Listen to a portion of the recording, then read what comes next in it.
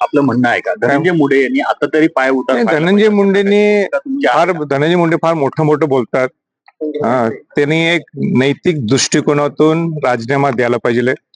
आणि पूर्वीचे उदाहरण आहेत जिथं अशोकराव चव्हाण असतील, आपले मनोज जोशी सर असतील, माजी मुख्यमंत्री अंतुलेजी असतील, अनेक माजी मुख्यमंत्र्यांनी सुद्धा आपला राजीनामा दिलाय आणि परत एकदा क्लीन चिट घेऊन परत ते त्या राज्य सत्तेवर आलेले.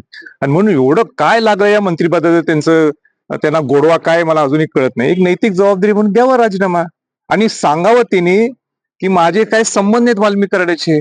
जग जाहीर आहे, त्यांनी पॉवर ऑफ अटॉर्नी वटमुक्त्यार पत्र वाल्मिकी कराडांना दिले स्वतःच. म्हणजे ह्याच्यापेक्षा आणि काय पाहिजे. एवढं स्ट्रॉंग कनेक्शन आहे.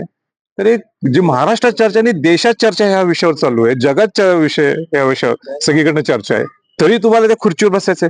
आणि त्याला मग अजित पवार असतील, मुख्यमंत्री असतील, का संरक्षण द्यायला लागले एका मंत्र्याला? आश्चर्य आहे. म्हणजे माझा उलटा असा प्रश्न आहे की माणूस एकदम क्लिअर कट असला असता, एकदम बरोबर असला असता, मग पालकमंत्री पद दिलं असतं ना. पालकमंत्री पद देतच नाही, याचा अर्थच काय? याचा अर्थ समजून घ्या. इंग्लिशमध्ये म्हणे रीड बिटवीन द लाईन्स. म्हणजे तुम्ही त्यातनं समजून घ्या ना, त्याचा काहीतरी दोषी आहेच म्हणूनच त्याला पालकमंत्री पद दिलं नाही ना. वाल्मिकी